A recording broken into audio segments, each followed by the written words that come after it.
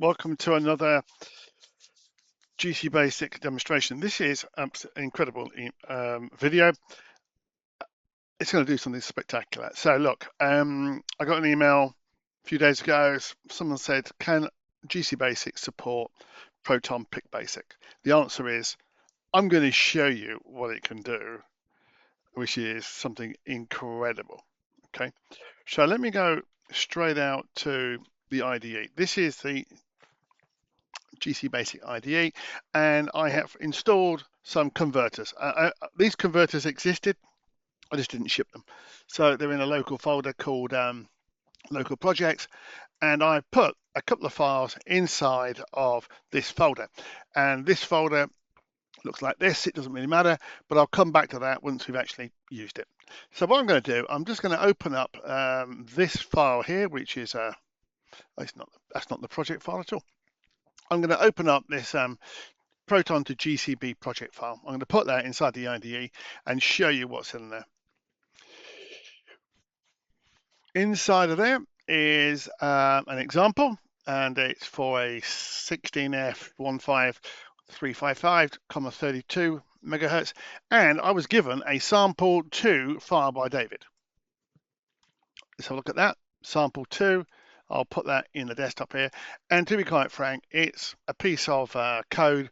It's basically in a different language. This is not GCBASIC. This is Proton Basic. So it's all laid out very differently, different commands. It's all pretty similar. It's all pretty similar, but things are different. You know, things are very different. I'm trying to think of a real difference. If we look for symbols, SYMBL symbols. Completely different approach in GCBASIC. So that's going to confuse a lot of people. So how do we convert that to GCBASIC? I'll show you. So basically, all you do is you say hash include, and then you give it the file name. I've renamed the baz file PRT. I need to do that because a converter which runs inside of the compiler just needs to recognize an extension to do something to it. So it's going to say for PRT files, do something, do the conversion. It would do the different converter for BMPs, different for TIFFs, etc., etc., etc. But this one, PRTs, will run a script that will do the conversion. Okay. I said option explicit because I want to see any errors. If I press function key F6, it will do the conversion, and it's assembled that inside of PicAS, and it's given me 2 warnings. The rest of it is compiled. But what's it done in here? It says compiling that file. It said it went and ran a script. It ran the converter, and that passed the parameter, and it is a Python script that does the PicBasic to GCBASIC conversion. This stuff here has all come down from that file. It comes out from the converter, and it says here it's renamed some variable. It's converted bit aliases. It said that this function called cread is actually completely different in GCBASIC. Register fields in terms of bit registers and bits. ASM blocks are different. C arrays is different. I mean, look, it's radically different, but it compiled. You get these warnings down here. These are truly code errors. Okay, there is nothing that you can do about that. You get the same things if you wrote that in GCBASIC. So what did it do? Do what it did. It created a file called sample2.gcb because it takes the extension, throws it away, and then imports that GCB file into. And here it is. It's just created a few seconds ago. I'll put that in the editor and we can have a look at it. And it says here, Photon GCBASIC converted. Well, you might not believe me. I'm going to do something here, actually. Let me just go to the top of this. Did we get that text in the top? Did we get that text? Oh, yeah, we get that text here. Like it says here. Look. I am going to go into here and I'm going to type in my name and save it. Run the converter. compiled it in PicBasic, does the same in MPLab, etc., MPASM. And inside of the GCB file, you will hopefully see my name. Oh, there you go. Look, my name's there. Look. So it's obviously imported that.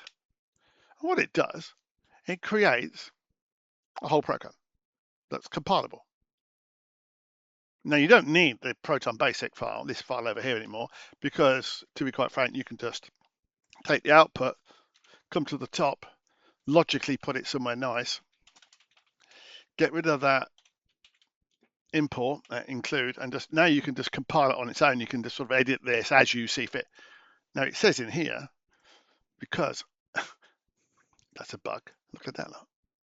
Port E does not exist. Port E3 does not exist. It's not valid. So, you know, there's something wrong with that piece of code. That's nothing to do with GCBASIC. That was in the original code. Let's have a look. Here's the original code. Yeah, that is not valid. You cannot set the master clear pin as an output. That's not doable. So it's a bug, right? It's nothing I can do.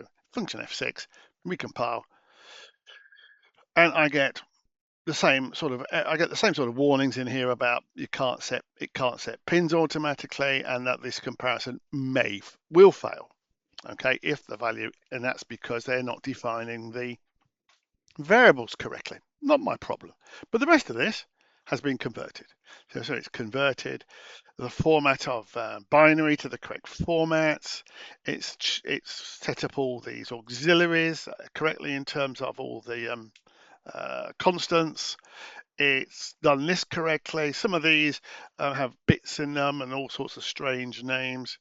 It's sorted out all the arrays. It's just incredible what it's done.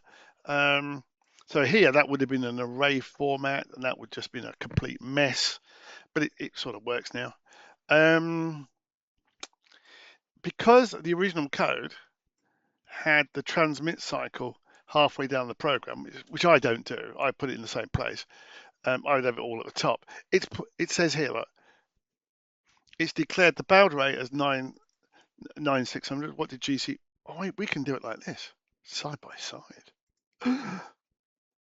It says define the baud rate as 9.6. Then it sets up the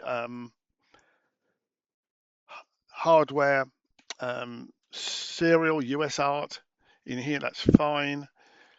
Sets that up, whatever that does. All of this is not needed, to be quite frank, because GCBASIC does all that for you. Not needed. But the point in here, look, this has approximated exactly what you want to see. Let's have a look at some more of the difficult stuff that it had to handle. Here it is. It's changed all the hardware, sending out control bytes, and it's actually got different use of software, and it can support hardware UART and software UART. So let's have a look in the source here. Serial 1. Oh, there you go. Serial 1 send. It's sending stuff out on serial port 1 and on the hardware port. Don't ask me what this code does. I haven't looked at it. It's not my problem. All I'm showing here is that this works. This is an interesting one. Select case.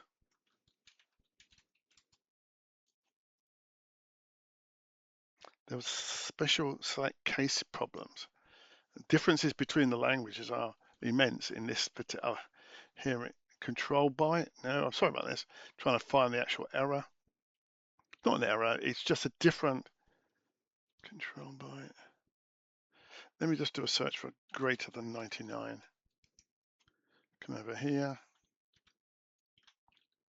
Greater than 99. No, there was it might have been another program. Okay, let me just find another one. Up to, down to. These are things like for loops. For loops are done very differently. Inside of PicBasic, there's a thing like in another conversion, there's things like for a number, and then to help it know if it's going up or down, you say from to and down to or something. We don't do that in GCBASIC because it just works that out from the variables provided. So you get a lot more syntaxing in here.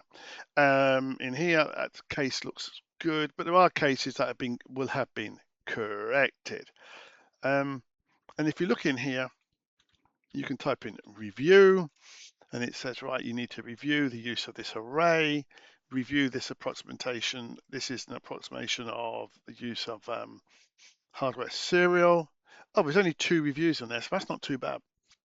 So if we look at another example, which I've got over here, look, if I do that, and then do that, it will just do a quick compile. It's generated an output file. It's called proton example.gcb because it's the same as the include statement. Now we can do, I think this is the for next loop, down to, up to, next. Oh, he's not using any. Oh, here you go. Look. Here's a case. Look, I'll dump that. I'm going to bring in the original PRT file. Put that over there. Here is an example. Case 99. This is harder to sort of debug. I'm just finding the original code in here. One moment. There we go. So GCBASIC doesn't support case greater than something. It's more explicit than that because, first of all, you don't know the size of the case. It could be a word, it could be a byte, it could be a long, it could be real, I don't know.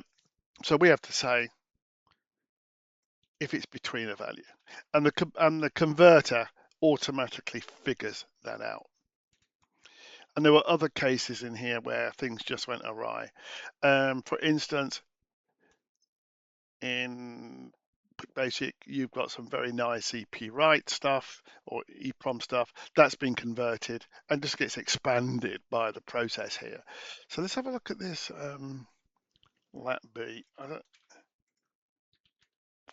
That's right. Look, all the delays look have been converted across 50. DelayMS 50, wait 50 is in there, so they all get sort of moved about. So what does it actually do in terms of the process? Quick look at that. We'll have a quick read of this summary. Preview. So this is what it actually does. What it actually does is normalize the input source. It strips out obvious syntax basic. It just knows what that stuff is, and it just throws away stuff it doesn't need, right? It preserves a lot of the input stuff for easy inspection, as we saw. It takes the common directives and declarations and just sorts that stuff out. That's quite simple to do. Config is slightly different, but it just works that through. Translate common items like weights, binary numbers, do's and whiles and weights and increment. Yeah, you got increment and decrement. They become the C-based ones. And you can clear, and set bit operators. They just become assignments inside the GCBASIC. I touched on the select case, and the converter will try to infer sensible upper bounds for variable declarations if they're not defined clearly. And if they're not, they're put out for review. And then any lines that can't be translated with high confidence are just commented with a review note. I mean, if it doesn't know, it doesn't know, right? And it keeps an output compatible for inspection, whilst it doesn't want to do silent rewrites. So you'll see in here a review and a reason why that should be done. Lots of helper support. So what you can do is I've shown you in here. I've got a later file here. I think I've got a later. Yeah, I've got a later one here with more in it than this. But basically this. I'll keep this up to date. But what we can do, we'll go back to the compiler. So sorry. Is you can take a program that was a BAS file, You can give it a clue on the frequency. You can do all this from the command line as well. So how do you make it work? Well, I've got these converters, and what it does, what GCBASIC does, has always done this. You have an ini file that's in the converter folder, and it says, whenever I see a PRT file, run this batch file, and it's very specific to this case. Deletes the target file, and the target file will be whatever the input file is. The output will be called GCB, and it will just import it as a file within GCBASIC. You could call it whatever you like. So what's inside of that batch file? Here is a Windows batch file, and it basically says run the Python and then run this a specific script with the file name %1. What there is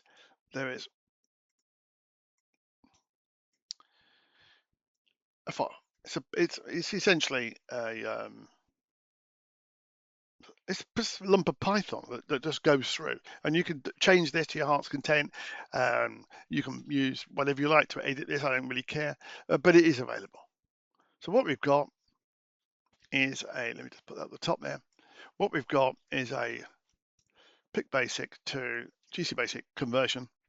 Works pretty well, and I will just close everything down.